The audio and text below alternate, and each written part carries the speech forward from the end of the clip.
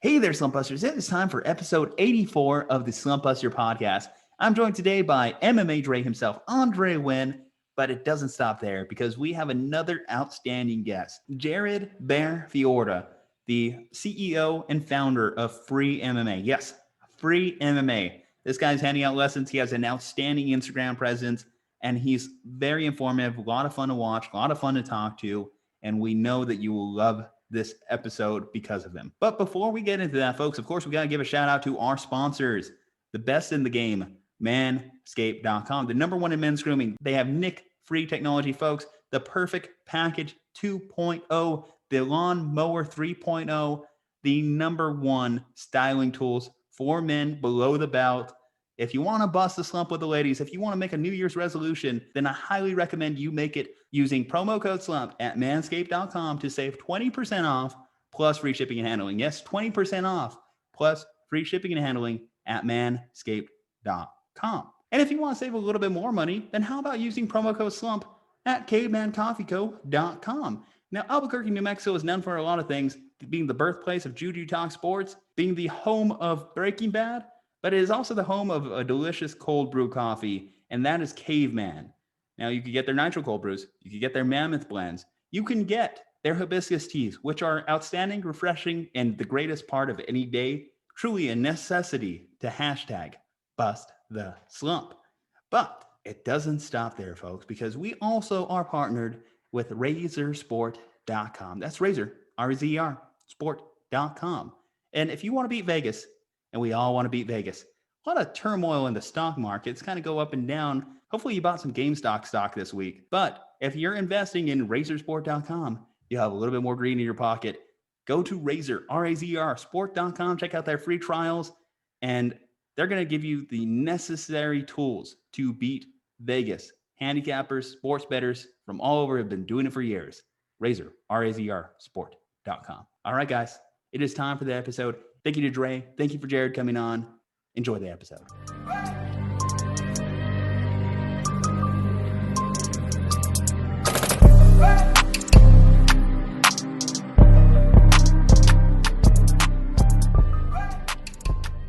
Welcome in, Slumpbusters. It is time for episode 84. I'm your host, Juju Talk Sports, and I'm not alone today. I am joined by the one, the only, MMA Dre. Welcome back, Dre. How you doing? Almost forgot about you. Almost forgot about Dre.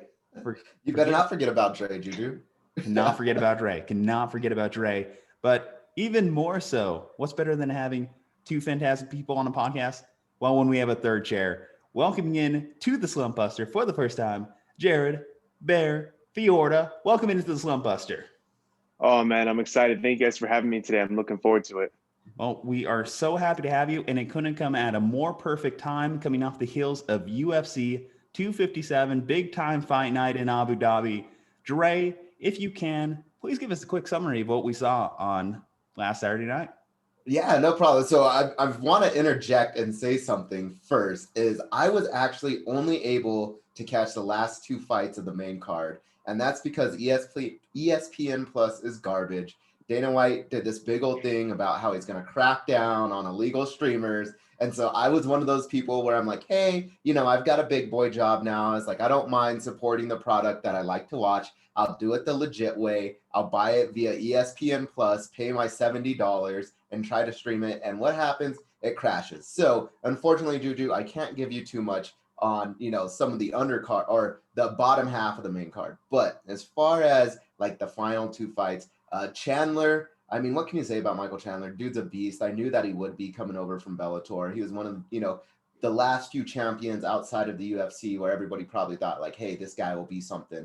He just has that strong wrestling background, but he didn't really even need to use it. His striking, he's just so powerful with his punches. So I thought that was fantastic. And then, of course, we get to the main event, and I was actually surprised, Juju. I think both you and I, we both had Conor pegged to win, especially after the first fight with Poirier. And, we sort of talked about it, is that Conor had been out of the game for a little bit. How much ring rust did he really have? I know he had that fight with Cerrone, but Cerrone's sort of on the, coming down the hill from his career as well, and on the wrong side of the fight game. And so I just thought, Poirier looked good. He executed the game plan perfectly. I figured like, hey, if anybody's going to win in the early rounds, it'd be Conor, but it was actually Poirier looked sharp. He had a good takedown early. And he just looked like he was ready for everything Conor had. And normally everybody praises Conor as being creative and this sort of fight genius. But even those crazy spinning capoeira kicks that McGregor normally throws, it just looked like Poirier was prepared for it and ready. And so my hat's off to Poirier. He did a great job. Jared, did you yourself get a chance to watch this weekend's pay-per-view? So I've been bad. I didn't catch the fight night. So what I did is I went back and watched highlights, the YouTube highlights people tend to post, so I can kind of get a good picture of what happened. And I gotta agree with Dre. Conor looked like himself physically. In fact, he looked tougher than himself. But you watch him in his motions. You watch him let punches slide by. Like he's not even trying to correct a mistake. So I think something a lot of people caught is Dustin would point, almost like mocking him, saying, "Oh, I just caught you on that left side. You better watch out." And Conor's not taking it into effect. He's not thinking about how to correct it. He's just like, I'll take another one. It'd be fine. And sure enough, caught him with 2 more towards the end of that second round, and that was it. Do you think Conor went into this fight a little bit careless? I mean, he's only been in the octagon for 40 seconds in the last 2 years. I definitely think he went in thinking he was going to take the win no matter what. He certainly at least acted like that. He was very cordial compared to some of his other fights beforehand. Not a whole lot of trashing. They were kind of nice to each other up to the fight itself, but definitely walked in with a level of overconfidence that was not earned given his recent fights, given his recent time in the cage. What about your thoughts on Michael Chandler? Obviously, as Dre mentioned, the winningest Bellator fighter moving over to the UFC for the first time, and he gets a big win. Now people are putting him in the title conversation against Dustin Poirier, all considering what may happen with Khabib in a very competitive weight class. I somewhat expected like another Ben Askren kind of situation where he would transfer over and just the UFC would just still be another whole level above him. But no, he absolutely proved himself to be a top-notch fighter, even against UFC veterans. As far as him getting that spot, a title shot already, it's kind of interesting because you have guys who've been really putting in the work, pounding out on the mats and in the cage. But he has as well. Just because he's coming from a different label does not mean he has not put in that work and earned a shot. So it's kind of, for me, it's up in the air. It can go either way. He can either work through some of those top 10 guys, top 15 guys, or they can give to him, see what happens. We could very easily have a new UFC lightweight champion. If you had to put your money, Khabib, do you think that he would come out of retirement? I mean, 29-0 just doesn't sound as good as 30-0.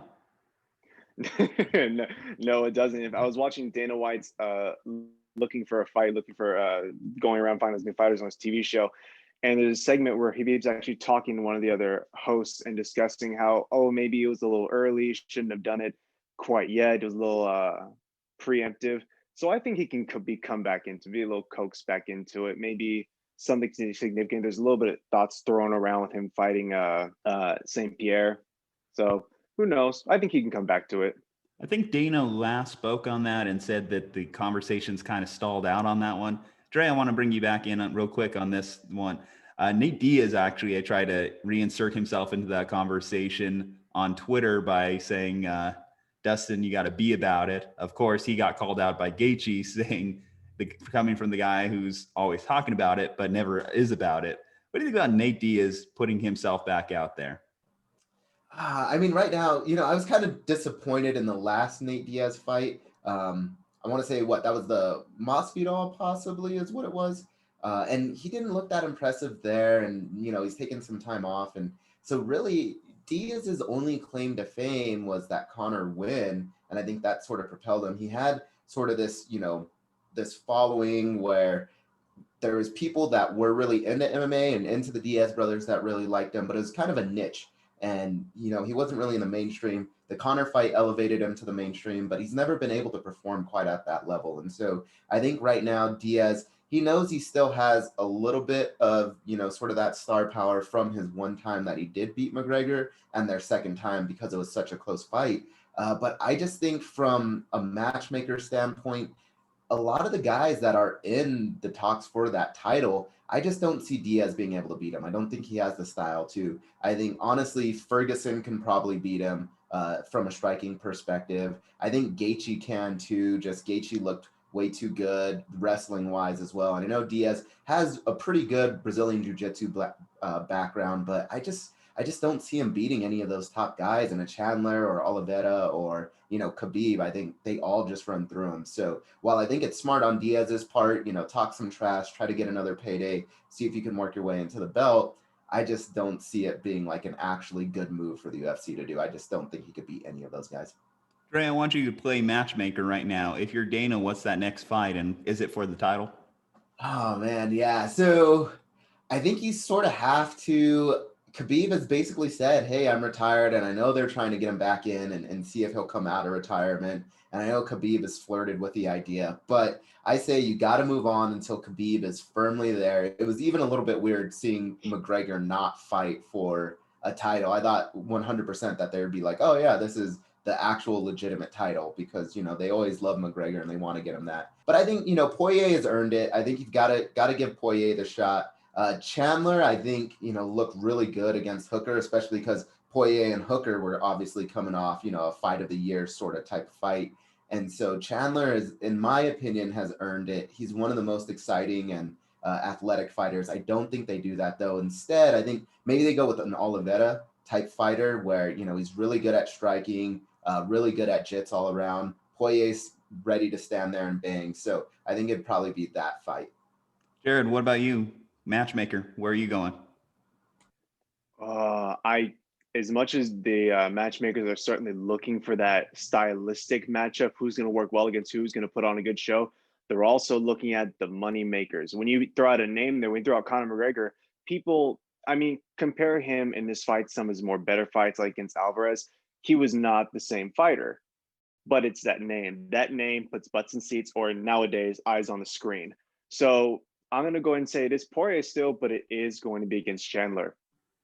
Two guys, both impressive wins in this last fight. Both are going to sell tickets. Both are going to get people butts in seats, paying for that ESPN subscription to watch that fight. I see that one happening. Will you be good by the time the next big fight rolls around, Stipe versus Ngannou? Right. Stipe Ngannou, too. That is a must-watch to me. Oh, yeah. What about Dre? Quick prediction on that fight. Way too early. I think, I really love Ngannou, and his striking is so much fun just to watch him knock out guys. Even walking backwards, he could probably knock out a few guys. But I still think I'm going to give it to Stipe. Stipe is just a little bit more well-rounded, in my opinion. He's got a little bit more in the arsenal. So I still think Stipe walks away with this. Though, of course, Ngannou is always dangerous. And, if Daniel Cormier can catch Stipe, I'm sure Ngannou can too.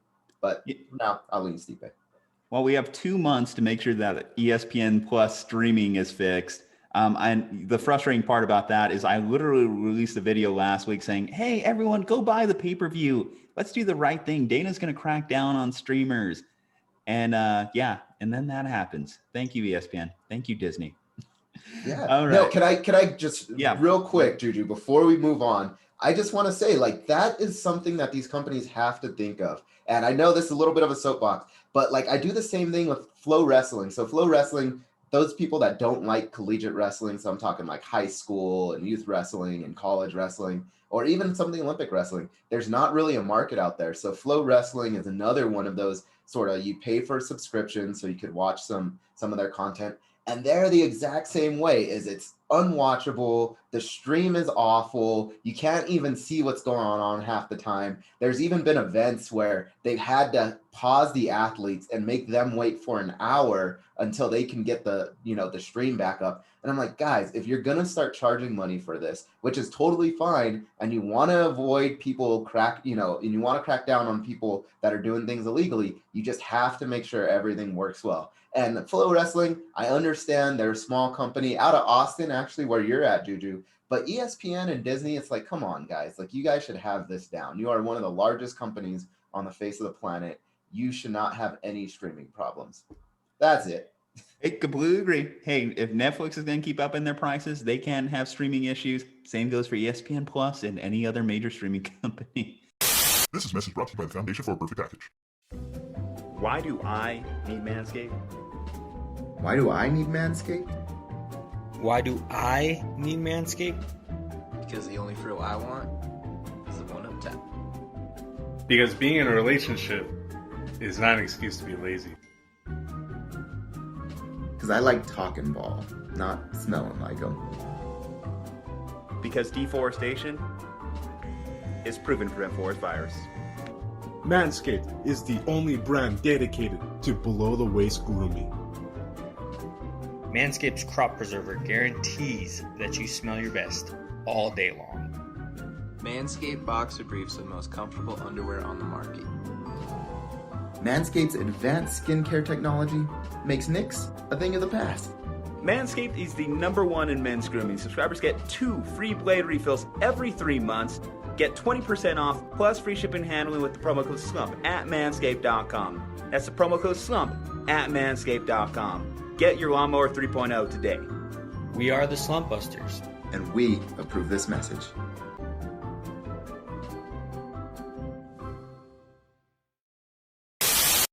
I'm LeBron James. No, I'm not. But I'm the king when it comes to sports betting. Bet Razor. RazorSport.com.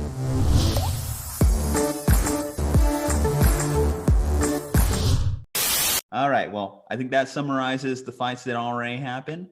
And let's talk about a man who's talking about future fights, developing young minds, developing people that are interested in eventually having a fight career themselves. Jared, I was reading up on basically your business, what you're working on, looking at your Instagram page, and I gotta say, you got a lot of really cool videos on there, whether it be striking, grappling. Tell us a little bit about yourself and what you're doing with Free MMA. Yeah, absolutely. So the way this all kicked off is when I was really, really young, about 5 years old, my dad passed away. And subsequent to that, a lot of my family stepped out on me and my mom, and I became incredibly angry, aggressive, a lot of trouble in school, suspensions out and inside of school. So my mom decided that if I was going to be this aggressive and violent, that I was going to put it somewhere productive, and she put me in martial arts. And I started my first Taekwondo class. I loved it. I became one of the youngest black belts in the country at age 14. I began teaching, competing, moved into jujitsu.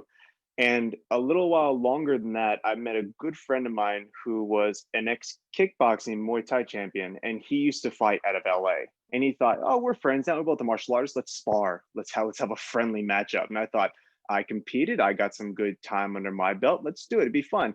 Oh, man, he just kicked my ass so hard. He sent me to another world at times. And I learned from him and began my MMA journey from there.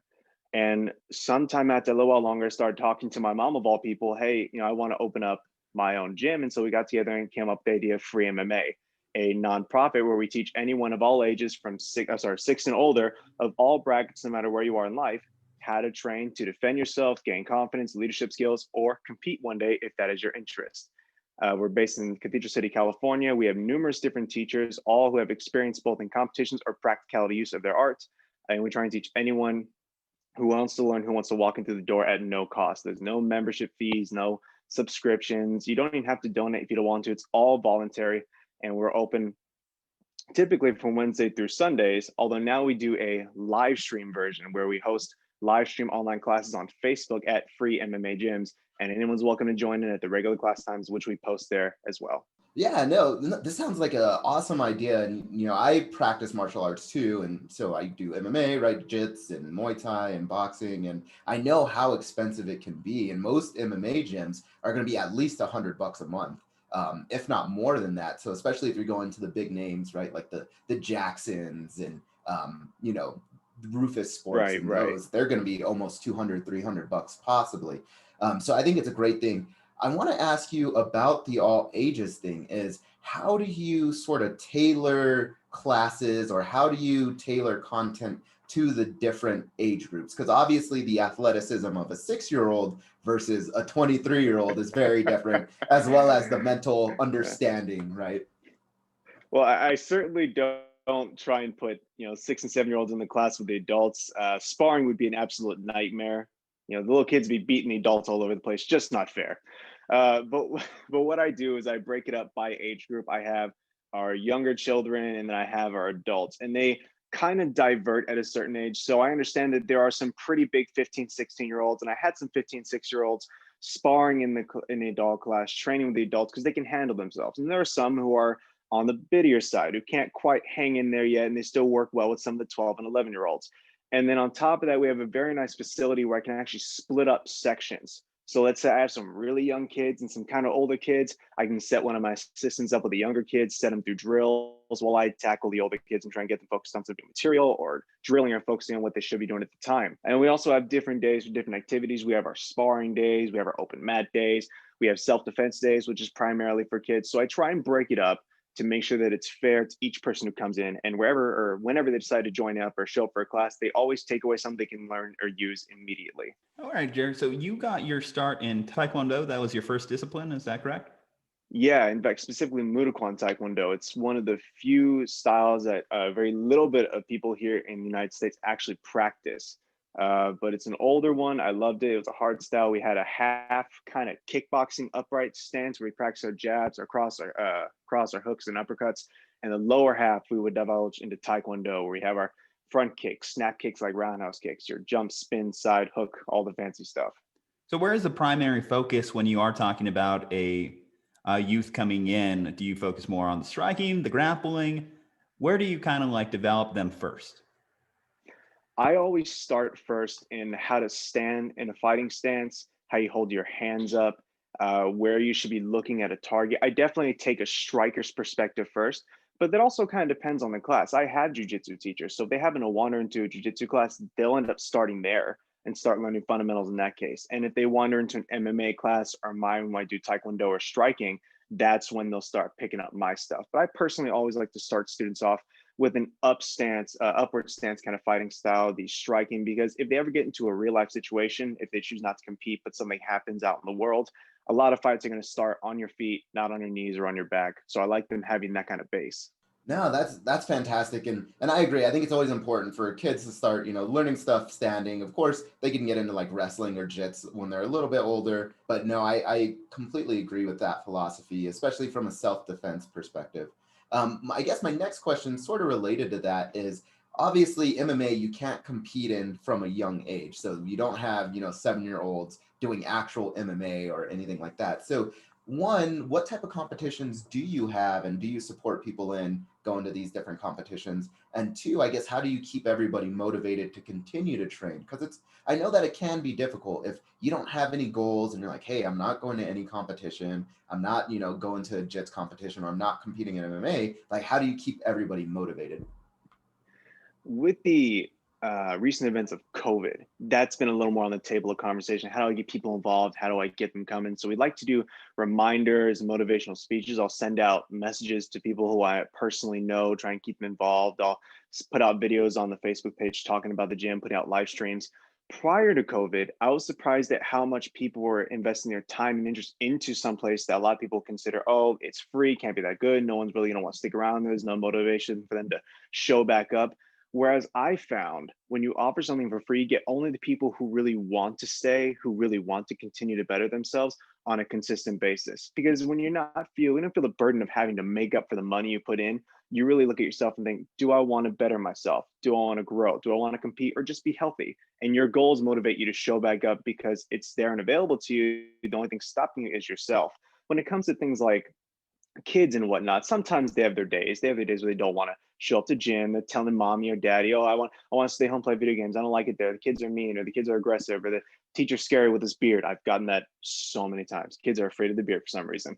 But it's keeping them motivated. It gets a little tricky at times, but I certainly always find ways to make them happy. Whether it's, okay, hey, we're having a sparring day, so they get to try out some of their new stuff and get excited and get to test themselves, or hey, we'll do some activities or some games right after we do this hard drill to kind of keep the kids involved. The adults, they're usually pretty self-motivating. I haven't had trouble with adults trying to stay away from the gym. In fact, a lot of them try to come in on off days where we're not open or there's no class time. Hey, can I come in and hit a bag? Can I come in and do the speed bag? Can I come in and work out? Can I come in and get a private with you or one of the other teachers? So the adults have been, luckily enough, very motivated. The kids, I have to keep it somewhat interesting, which is why we include the aspect of games or special events. We also hold seminars. So we have different instructors. We had a good friend of mine, Mike Morales. He was an ex-undefeated MMA fighter. He's competed at Worlds and different jiu-jitsu outlets. So he came in and did a seminar for us there too. So we do have ways of keeping people kind of motivated and interested in coming in.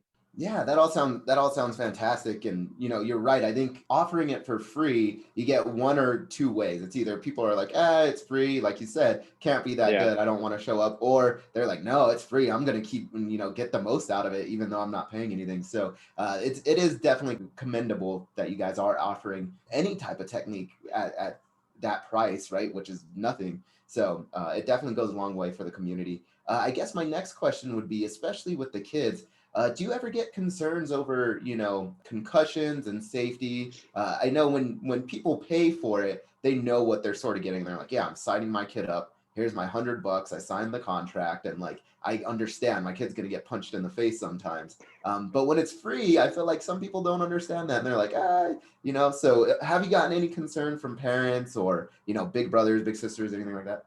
Not quite in the sense you think. It's not concern for like their kids' safety. They come in and look at the place and they think, oh, it's kind of safe. I see the kids running around doing their activities. Sometimes I get questions about gear and equipment. They ask, oh, hey, do I need to prepare my child? Do I need to purchase all this stuff? And I always tell them, if you want to, of course you can. We do have plenty of loaner stuff they can borrow in the meantime. But when it comes to people coming to the gym and checking it out and thinking dangerous or not, or kid safety or not, we have a sign up front that says enter at your own risk. And it's partly a joke, partly, hey, sign the release form. It's a martial arts gym. So I do brief the parents. And I tell them, hey, anything can happen. I do my utmost best to ensure the safety of your children. There's non-aggressive sparring. There's self-defense where we don't really do much of the one-on-one attacking each other. It's just a lot of lessons and drilling. And I try and tailor as much as I can to the students' benefit. And I don't always look out for the adults. I have some adults who will walk in and get very protective and touchy over the children and say, oh, no, he can't do that, or she can't do that, or they'll run onto the mats and try and stop them from doing something they don't find safe. I'd much rather see a kid spar with the headgear on and get hit a couple of times and kind of learn, oh, hey, got to put my hands over. This kid's going to keep punching me in the face. Then try and make an adult feel comfortable and not let the kid spar at all. What are some of the best lessons you learned as a student that you now apply as a teacher yourself, Jared? Like what are some things that you try and pass on to each and every person that walks through that door? There are a couple things that stuck with me as a kid moving into an adult and starting to teach this stuff.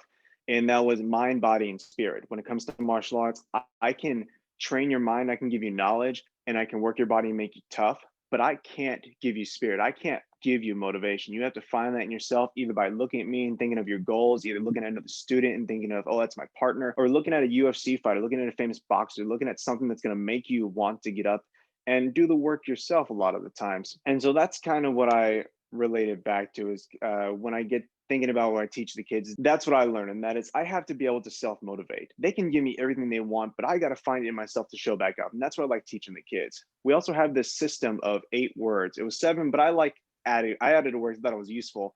And we call them our tenets. We have our courtesy, humility, integrity, perseverance, self-control, indomitable spirit, respect, and patience. And that was instilled in me as a child to learn these words, learn their meaning, and try to apply them in class and in life. Now, are we perfect? I still stole a cookie here or there as a child. You make some silly mistakes, but you take from it what you can, you practice it diligently, and that's what I like teaching the kids. And in fact, at the end of all of our classes, we go over those words, their meanings, how you apply them, ones you struggle with, and how you can make it better. So I like instilling a lot of the philosophical aspects of martial arts to the kids, because otherwise they can learn how to kick and punch, but I want them to learn the control of it. I want them to have a good mindset when they're doing it. I want people to be able to find motivation themselves. What good is your punching and kicking if you're not going to compete, and you're not going to use it to get healthy? It just kind of sits there in your mind, and one day it will fade away. So at least here, I give them a purpose and a reason to keep coming back, keep training, and keep learning from me.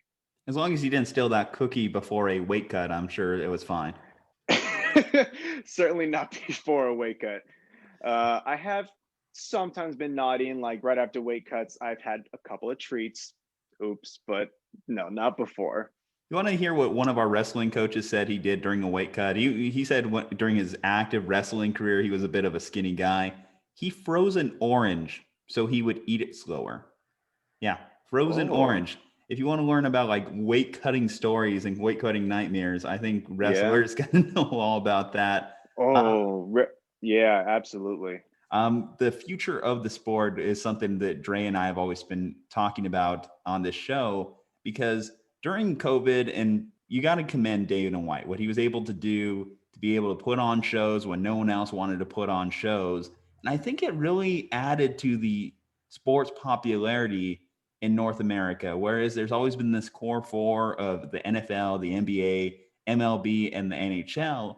Now UFC, now MMA is starting to enter that mix, enter that conversation in ways that it hadn't previously. It was always stalled by other combat sports like boxing. Now boxing, unfortunately, unless you're a big fan of the Paul brothers, is kind of on its way out. When you think of the UFC, when you think of MMA as a whole, what are your thoughts? Where do you think the sport is going? And do you think it could break into that top four in North America? Something interesting I've noticed a lot recently as far as COVID goes, certain industries have had a lot of boom because these upstart companies are like UFC that has been vying for that place in the number 4 spot as you're talking about for some time, trying to get on the main stage of regular American or worldwide sports. COVID happening, shutting down so many specific niche industries and in general industries, them pursuing and continuing to have fights and following the regulations to a T was crucial for them to start pushing themselves into that spot. Because now it's like, okay, butts are in seats, but nothing's going on. Here's a UFC fight. They're still doing stuff. People may never have thought about watching a combat sport think, oh, these guys are doing it. And I don't know, football or soccer, whatever I would normally be watching is currently off. Let's do it. Let's have a good night and see what happens. They love it. They pay for the subscription. They got another fan. And you can imagine that on the thousands, if not millions kind of scale. And so I absolutely see them not only breaking into that spot, but taking the number 1 place. And that's kind of bold. That's kind of a bold statement. You still have baseball, basketball, football that have been tough, enduring sports for decades. People absolutely love, diehard fans would go to war over their favorite teams. But you see that on a degree with the UFC fighters. Ireland, great example. Those guys go nuts when they see Conor step on the mat, and they would go to war for that man. And even when he had the incidents where him and Khabib were kind of building to the fight, and there's conflict on both sides consistently, you can see the Twitter feeds, the Facebook posts, people just going at each other during that whole kerfuffle. And so that's what I believe UFC is headed towards: a main stage, huge fan base, much bigger than what they have now, and the same kind of dedication that we see to current sports teams, to individual fighters, and maybe even their camps or gyms. Yeah, Jared, I think you're exactly right. Is the UFC and MMA in general has the opportunity to grow so large, especially because it's so easy to input some of those local heroes from different countries or different states and cities. And so, like you said, Conor McGregor in Ireland, or Zhang Wei Li in China. And it's very easy just to pick up, if you're the UFC, and say, hey, we're going to host an event. Even if there's COVID, we can host it in Ireland and have, everybody cheering around the stadium, or whatever it may be. So I agree. I do think the UFC is poised to continue to grow. And Dana, as much as I don't necessarily like the guy, he's doing a fantastic job. So what can you complain about? My next question for you, sort of related, is what about ONE FC? So I know, or I guess I should say ONE FC, Bellator, all the other competing brands. So ONE is going to have a bunch of shows here on TNT coming up in April. Do you think that there can ever be a true challenger to the UFC, or do you think the UFC is sort of just the top dog, never be toppled? UFC, having started when they did, breaking to an inch, they are the almost literal started from the bottom, now we're here story, because they had tons of scrutiny. Numerous states would never let them host an event, and some state official would actually verbally say, I will never put a UFC show on because it's violent, people don't want to see it, or whatever reason they gave at the time. And look at them now. They've gone through so much to achieve this spot. Can someone ever compete with them? Yes. I think Bellator is slowly slipping away from that, but you got events like ONE FC that you were talking about, who recently signed fighters like Demetrius Johnson, Eddie Alvarez, my personal favorite, Jeff Chan, if anyone knows about him from MMA Shredded. So they're getting some really good guys, really showmanship style guys who can put on a good show while still taking the victories and keep people involved. But now's the time to do it. COVID, as horrible as it's been, is the time to boost your business above your competitors, because you can look at what they're doing, how they're struggling, or how this might be affecting them, and look for ways for you to work around that. And then being based outside the United States, and now UFC hosting events outside the United States, they're able to put on more shows because they're able to follow regulations. Their COVID cases are probably not as severe, and there's more opportunity for them to grow there.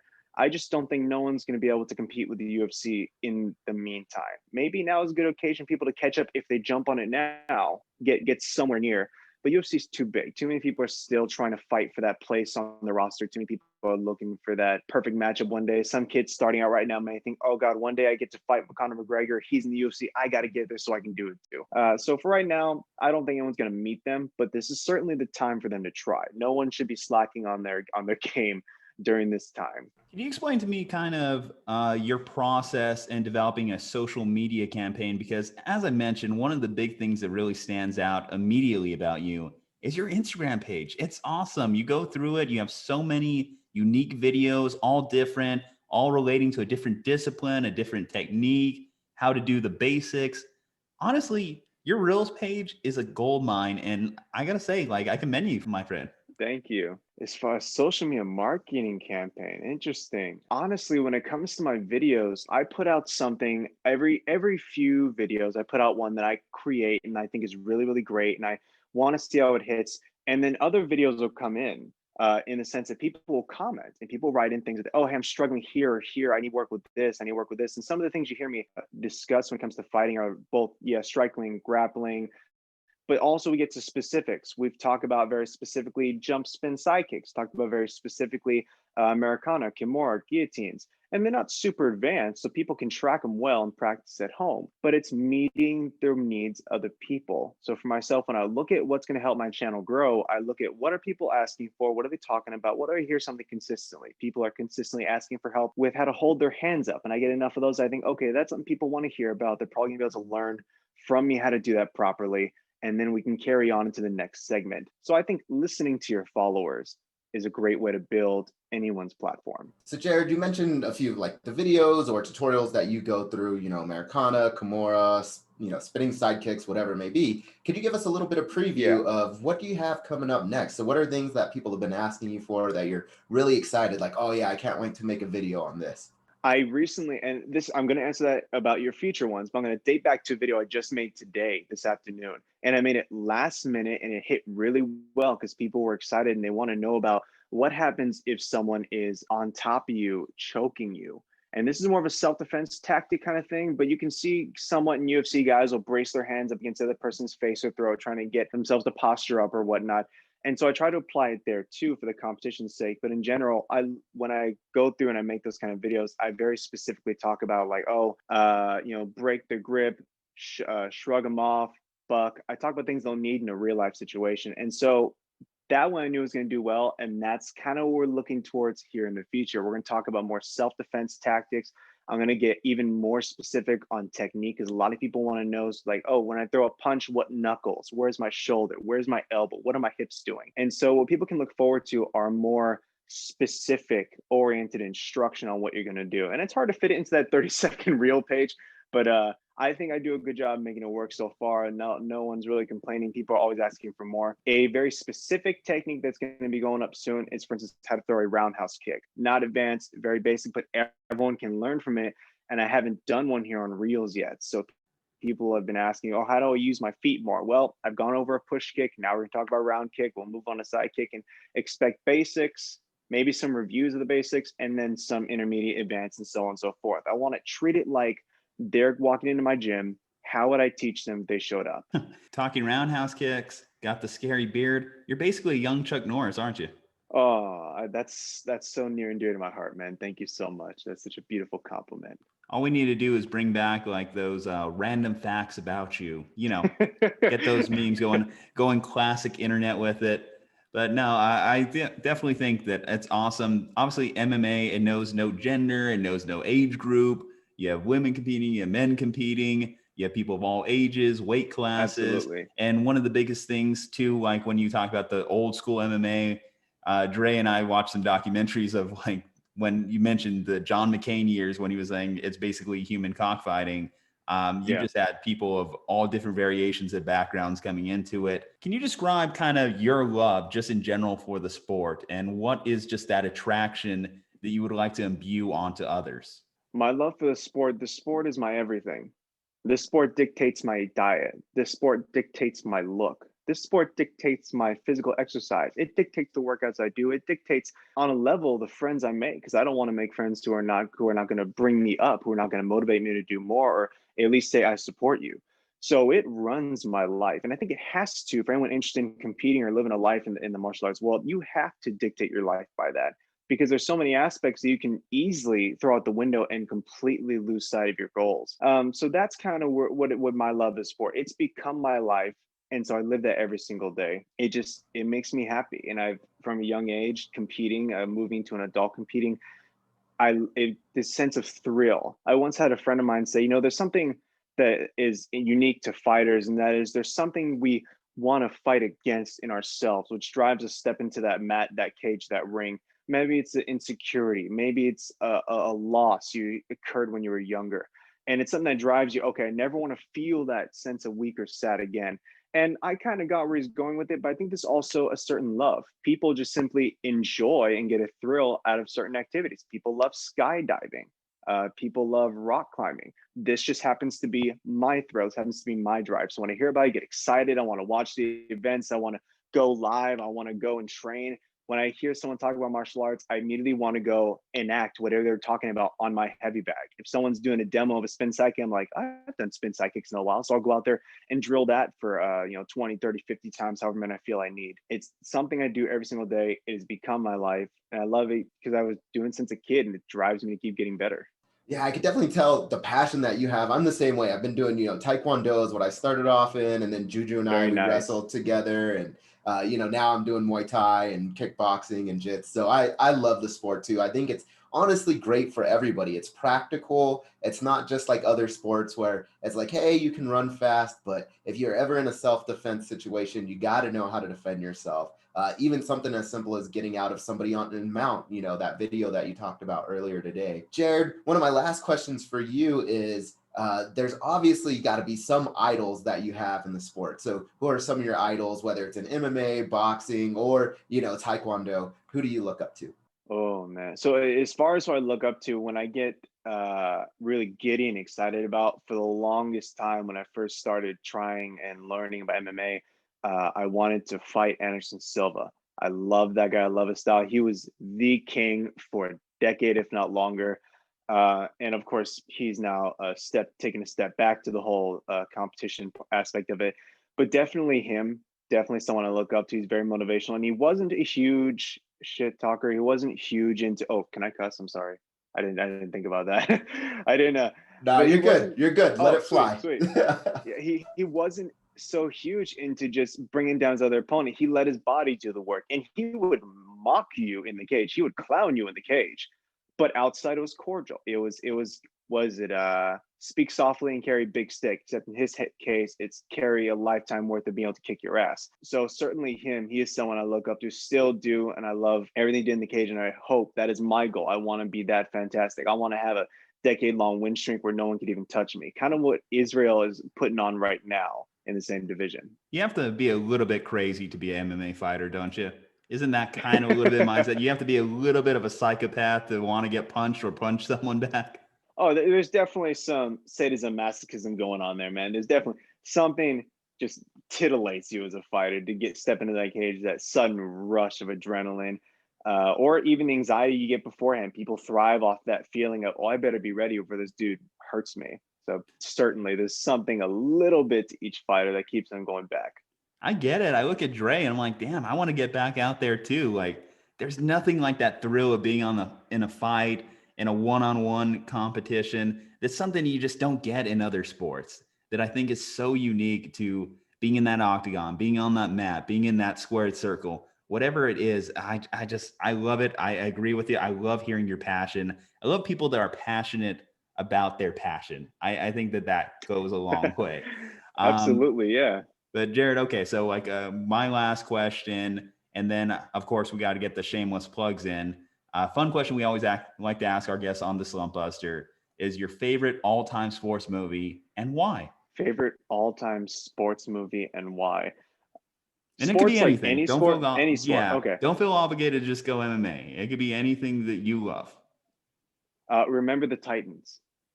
Remember the Titans is going to be my all-time favorite sports film. And I'm not super into sports films. I don't watch a whole lot of them. I've seen somewhat kind of your basics, like your martial arts films, Enter the Dragon. Remember the Titans is a super popular movie. So I'm not really diving into some subcategory of filmmaking here when I talk about it. But I think the message above anything else is super, super important. And it rang true then, it rang true before the time of the movie, and it rang true now with unity and coming together. And if we can't work together as a team, we are going to get stomped by every adversary that comes in our way. But the moment we can put it together through some hard work, through some blood, through some sweat, we will overcome any obstacle. And I love the aspect of that movie that brings it to. So that one is going to be my favorite. If you did feel obligated to throw out a combat sports movie, it's funny though that a lot of like fighters and people that we talk to get thrown out Vision Quest mostly because your coach probably made you watch it at some point to get ready for the next big fight. I don't know if you had a similar experience in that regard.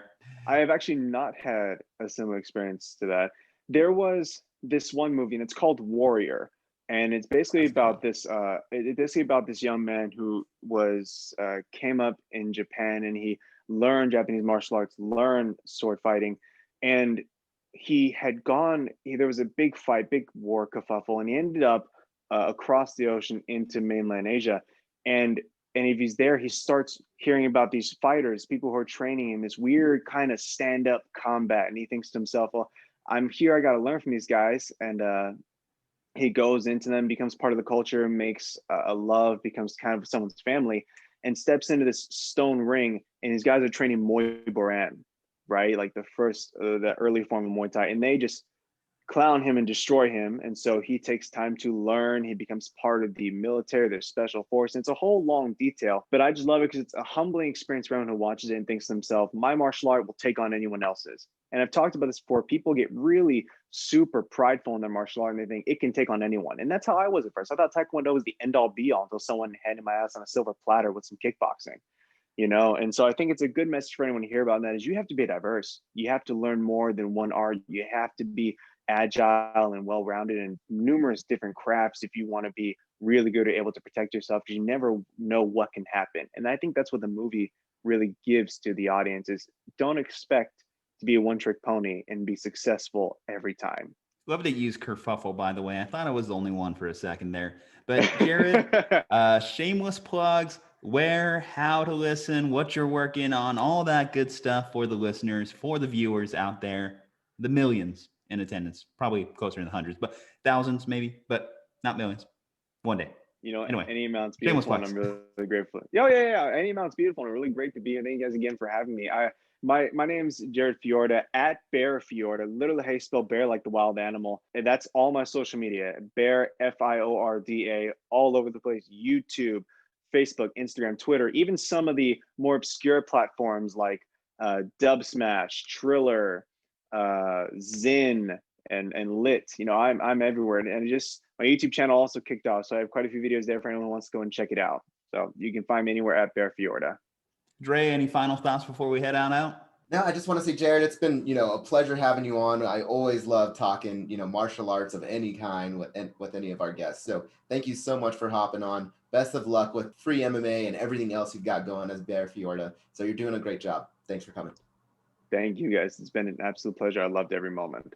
I look forward, if ever a chance you want me to come back, I'd be more than delighted to show back up. All right, Slumpbusters. Well, if you like Jared, if you want to hear more from him, definitely check him out on all his platforms. Find us on all our platforms, all the major streaming services, and of course, hit that subscribe button. Leave us a 5-star review on Apple. We definitely do appreciate your time in doing that. Had some huge success in the last month, but let's keep going. Check out our YouTube channel. We're closing in on 500 subscribers, which will be an awesome benchmark for the channel. At Slumpbuster Podcast on IG, at Slumpbuster Pod on Twitter. Use promo code SLUMP at manscaped.com to save 20% off, plus free shipping and handling on the #1 in men's grooming. And stay safe, happy, and healthy. We'll see you next time.